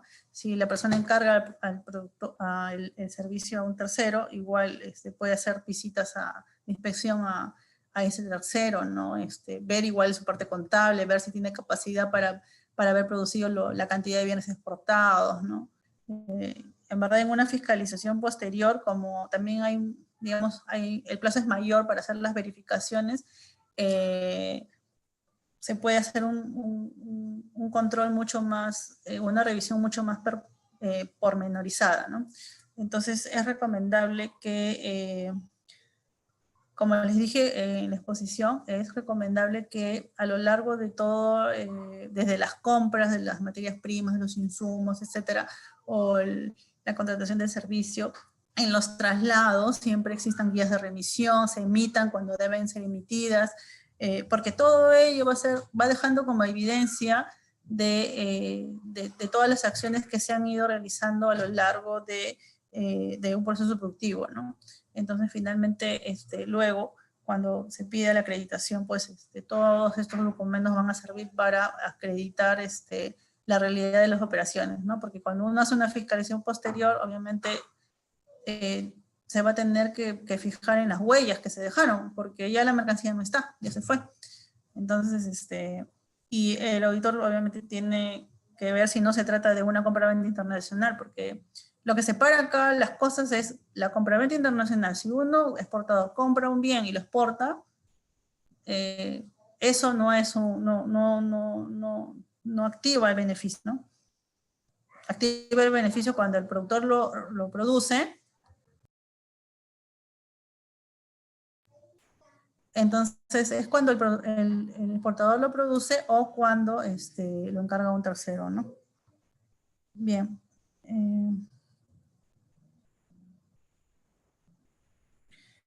Acá hay otra pregunta que dice, buenas tardes, en la producción por encargo, cuando las marcas le pertenecen al que produce, ¿el que exporta puede recuperar drawback?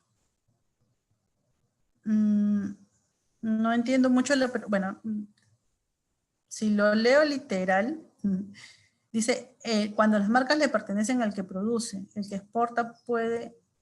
cuando es producción por encargo. Sí, el tema de marcas no está regulado, o sea, no hay ninguna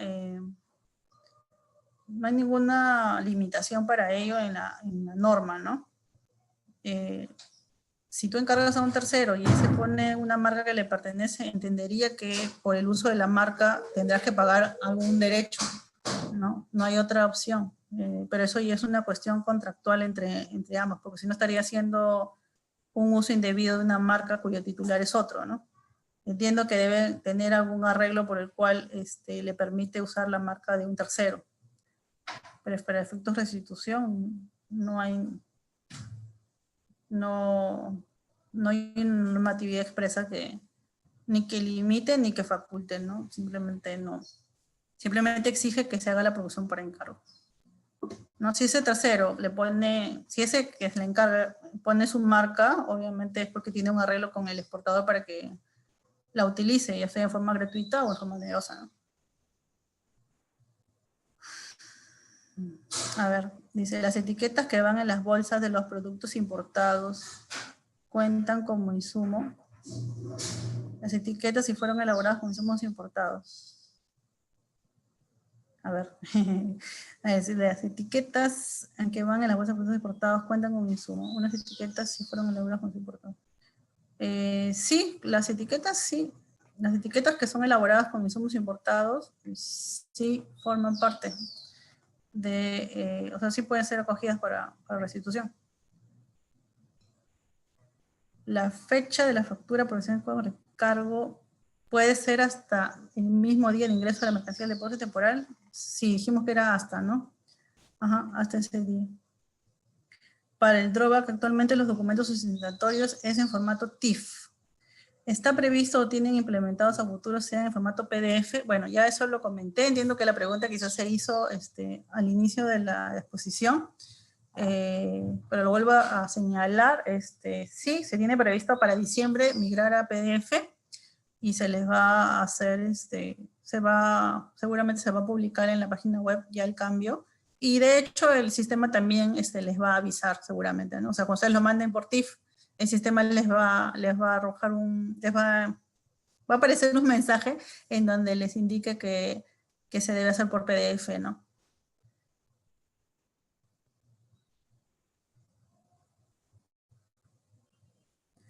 Sucede también en caso... Sucede también en caso no se tenga a tiempo el certificado de origen a fecha posteriori. No entiendo mucho la pregunta, pero el certificado de origen no es un documento de la exportación, o sea, no es un requisito para exportar, ¿no? Es un requisito que le piden en el país de destino. Entonces, el certificado de origen no es algo que se considere aquí en este tema. En el caso de las guías de remisión de materia prima e insumos, es necesario que indique su factura, ya que muchas veces la factura se emite después que la guía ya fue despachada junto al producto. Es decir, que la factura se emite cuando el producto ya llegó a los almacenes. Ya. Claro, primero emiten la guía, después emiten la factura. Ahí yo les recomendaría, como la factura se emitió después, y eso obviamente se puede verificar porque obviamente la factura tiene una fecha posterior a la guía, o sea, es visible. La factura sí debería tener el número de la guía, ¿no? Y si son, no sé, si son mercancías que tienen códigos, por ejemplo, podrían cuidar de que la guía tenga, o sea, que a veces uno por el apuro no se fija en los detalles, ¿no? Entonces, si es por ejemplo, es un insumo que tiene un código que está codificado, por ejemplo, tiene una codificación de tu proveedor, quizás si colocan el código en la guía y colocan el código en la factura, como que tiene una forma de enlazar ambos documentos, ¿no? Porque claro, en primera instancia, la factura siempre tiene que tener la fecha anterior, como ya hablamos, ¿no? eso es, digamos, eso es lo que debería ser, pero lo otro es un caso excepcional, o sea, no lo tomen como algo, como que, ay, no importa entonces. No, no es tanto así, o sea, la norma está para cumplir, el reglamento de pago está para cumplir. Yo entiendo que a veces no quieren emitirle la factura porque no le he pagado, pero en realidad la emisión de la factura se da en la forma, en el plazo o en la ocasión que señala el reglamento de comprobante de pago. Entonces, si ustedes van a apelar a que con la guía pueden subsanar ese error, siempre se van, o sea, se van a correr el riesgo de que el funcionario les observe, porque entiendo que por eso va esta pregunta, ¿no? Que les observe y les diga, ¿y yo cómo sé que esta guía de remisión corresponde a esta factura? Entonces, si van a estar en esa situación, primero hay que evitarla. Pero bueno, si no se puede evitar, como en este caso, que entiendo que es algo excepcional, sí al momento de emitir la factura, tener un poco el cuidado de consignar el número de la guía de remisión. O sea, que en el momento que el proveedor le consigne la factura, haga referencia a la guía de remisión que está relacionada.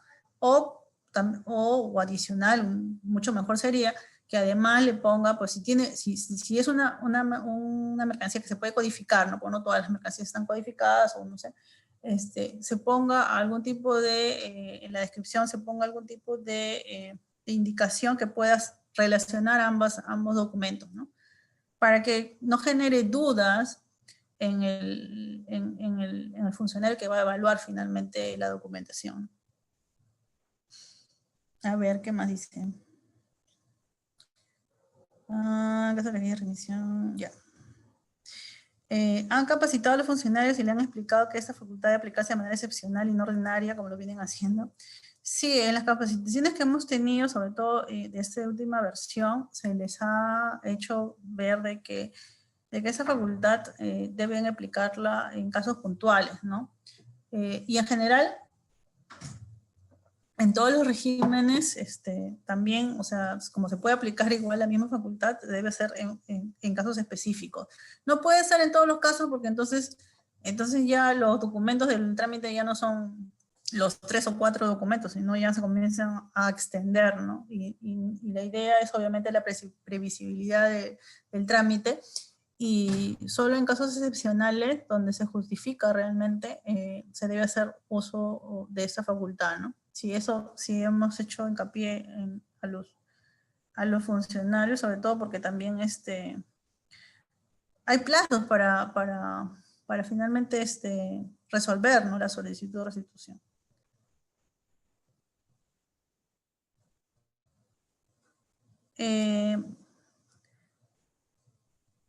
Dice, en el ingreso a la tercera modalidad está previsto futuro que se llama valida información en línea. Sí, bueno, lo que pasa es que, como les comenté,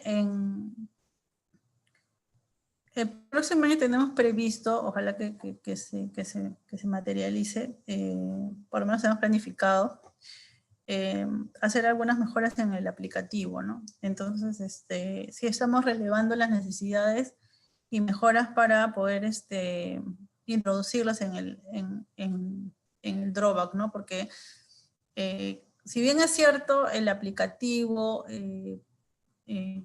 significó una mejora sustancial entre lo que se tenía, que era prácticamente una revisión 100% manual, ¿no? a un aplicativo mucho más amigable y con validaciones automáticas por el sistema, todo es perfectible, ¿no? Y también, obviamente, se asignan recursos limitados y hay que darle el mejor uso. Entonces, no siempre se pueden hacer todas las mejoras que uno ha previsto o que hubiera querido, ¿no? Pero como ya pasaron algunos años también de su uso y su implantación, obviamente, hay necesidades que se requieren implementar, ¿no? Entonces, sí estamos viendo que la mayor cantidad de necesidades de validaciones, hay validaciones que vamos a tener que levantar, otras que ¿cómo se llama?, que vamos a tener que implementar. Entonces esperamos que sí, la mayor cantidad de implementaciones que se requieren para el tema del control se puedan implementar finalmente, ¿no?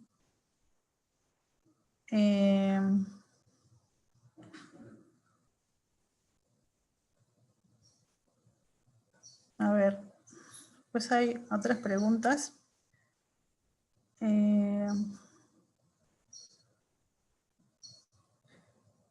¿Tienen pensado modificar las multas por rectificaciones o autoliquidaciones del drawback?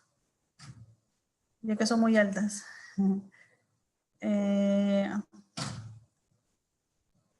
Y entiendo que, bueno, si están hablando de las sanciones pasadas, bueno, ahorita las multas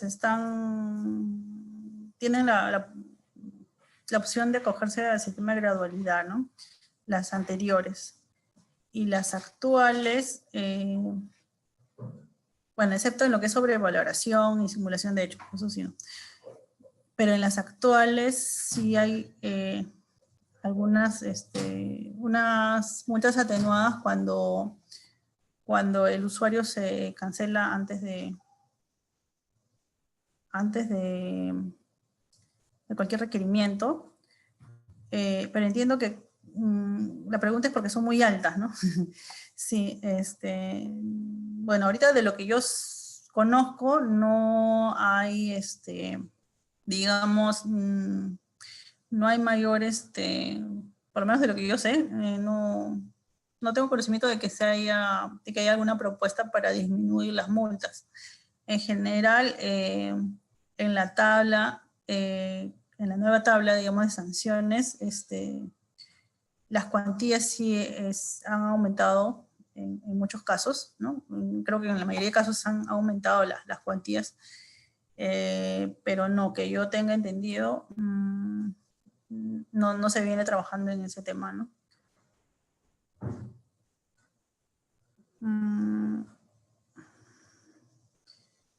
Después dice...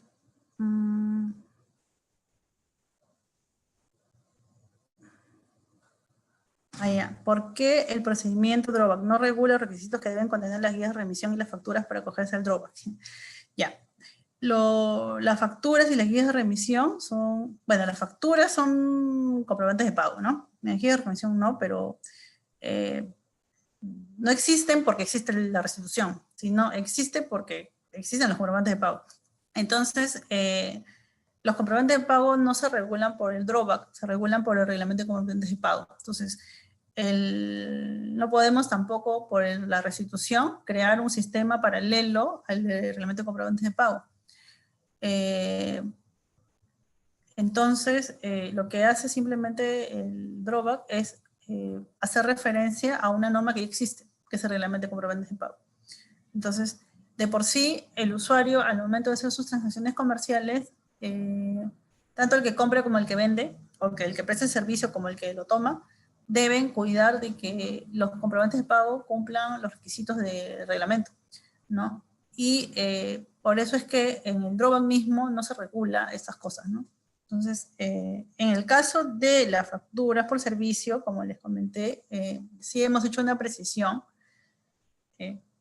porque entendemos que no estamos contraviniendo el reglamento de comprobantes de pago. Simplemente hemos dicho que para efectos de la restitución, digamos, se tiene que poner la característica del servicio esencial, ¿no? Pero no podemos ir más allá porque no podemos desconocer nuestra propia norma. Recuerden que la parte de las aduanas y tributos internos somos UNAT igual. Entonces, debemos aplicar las normas de la misma forma. No podemos pretender hacer una regulación paralela ni nada por el estilo.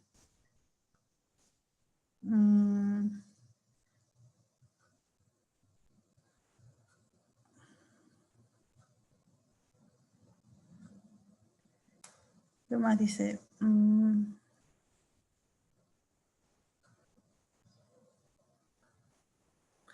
De acuerdo a la exposición, a partir de la fecha ya no se enviaría por correo cuando el expediente sale documentario.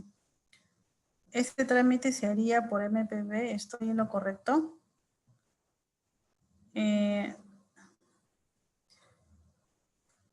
Ya, creo que en algunas aduanas, por el tema de la pandemia, se estuvo enviando por correo, por el CEU, la SECA, ¿no? Lo que hablábamos de la casilla electrónica, se estuvieron enviando los documentos digitalizados en PDF a través de ese correo, ¿no?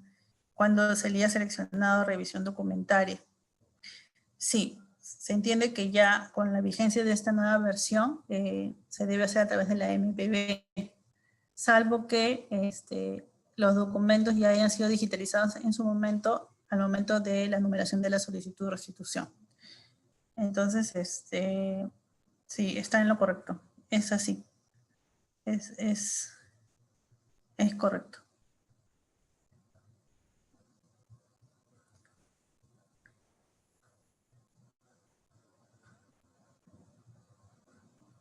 Y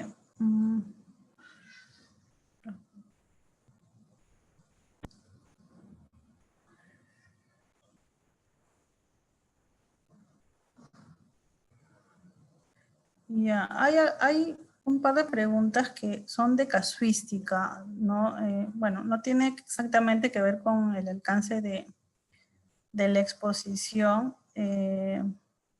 Hay una que tiene, bueno, que habla sobre un caso en particular, sobre un servicio de confección.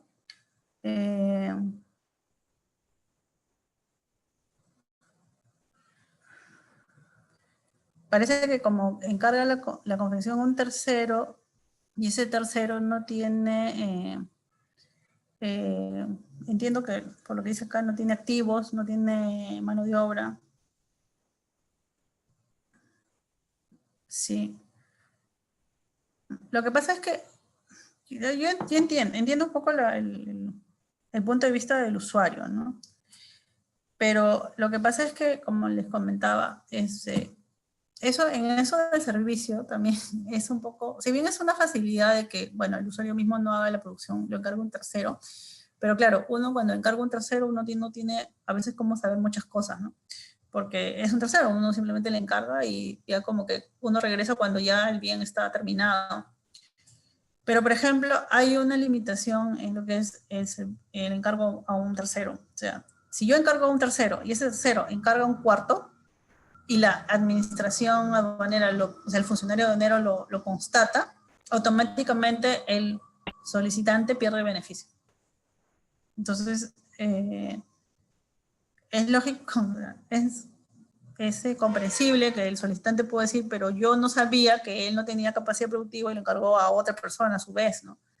Sí es entendible eso, yo lo puedo comprender, pero como es un beneficio, finalmente tiene ciertas condiciones, ciertos requisitos. Y al ser así, entonces solo se permite que se encargue a un tercero, pero ese tercero ya no puede encargarlo a un cuarto. Entonces, cuando eso se verifica, y eso sí lo puede verificar la administración aduanera, el funcionario, normalmente esto se ve en una fiscalización posterior, difícilmente se puede detectar como consecuencia del trámite de la solicitud misma. Entonces, sí, pues se verifica que no se cumplió el requisito y se le va a desconocer el beneficio, ¿no?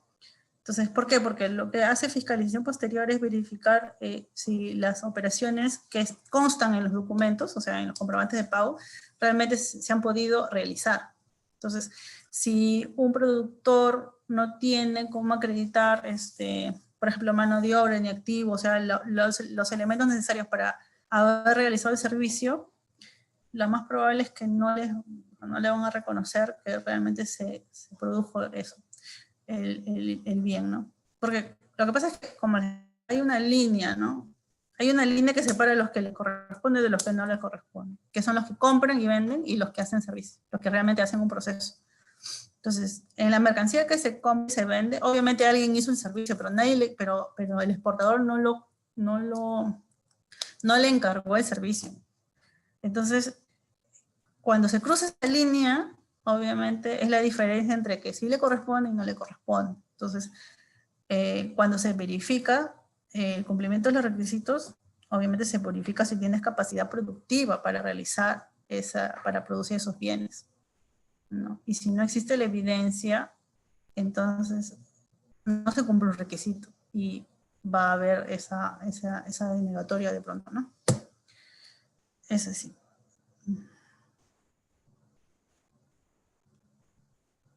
Bueno, creo que ya no hay más preguntas relacionadas con la exposición. Bueno, muchas gracias, Araceli, por todo. Vamos a mandarles el PPT, si nos hacen llegar en PDF, para todos los participantes. Les agradecemos un montón a ustedes por siempre su apoyo, a la SUNAT, Patricia, ¿no? Muchas gracias por todo, a todos los participantes por estar aquí con nosotros, y estamos en contacto para una cosa, Araceli. ¿Sería posible también hacer alguna consulta en especial, algún correo puntual o sobre el tema del drawback? A través del área de atención usuario, ¿puede ser? La pueden canalizar a través, ¿no? Sí, a través de ellos se puede canalizar. Sí, a través de ellos se puede canalizar y podemos ahí está Patricia. Sí, sí, que Patricia hagan referencia que han estado aquí que hagan referencia que han estado aquí en la charla, y con gusto les podemos apoyar para la solución de las preguntas que de pronto hayan quedado así como que en el tintero. No, sí, de creo que han habido bastantes preguntas bien específicas, ¿no? Sí, Creo preguntan que por casos puntuales, y a veces para responder a veces los casos puntuales es un poco complicado porque hay que tener más información también y... Claro. Sí. Bueno, muchas gracias, Araceli. Patricia, ¿nos quieres comentar algo final? Sí, Rocío, agradecer a la Cámara de Comercio de Lima que nos invita precisamente a hacer estas ahora charlas virtuales que nos permiten difundir los cambios que se están realizando en los diferentes procedimientos, y se van a venir también más cambios hacia adelante con la finalidad de beneficiar sobre todo al usuario, ¿no? Menos traslados, menos costos y mayor rapidez a través de lo que viene a ser la aduana digital. Asimismo, como comentó Araceli, pueden comunicarse con nosotros a través de nuestro servicio de orientación aduanera, vía telefónica al 01315-0730, opción 4, o a través de nuestro buzón Contáctenos, para lo cual tienen que ingresar a nuestro portal www.sunat.gov.pe. Luego se van a la sección de contactos y redes, aduanas y orientación virtual. Ahí ingresan su consulta y nosotros gustosamente los estaremos atendiendo y en caso corresponda coordinando con el área normativa. Ok, muchas gracias, Patricia, muchas gracias, Araceli, súper ilustrativo el detalle de todas estas modificaciones. Y bueno, y estamos en contacto para una próxima charla. Gracias a todos también por su participación. Estamos en contacto. Muchas gracias. Hasta luego, Araceli, gracias. Gracias.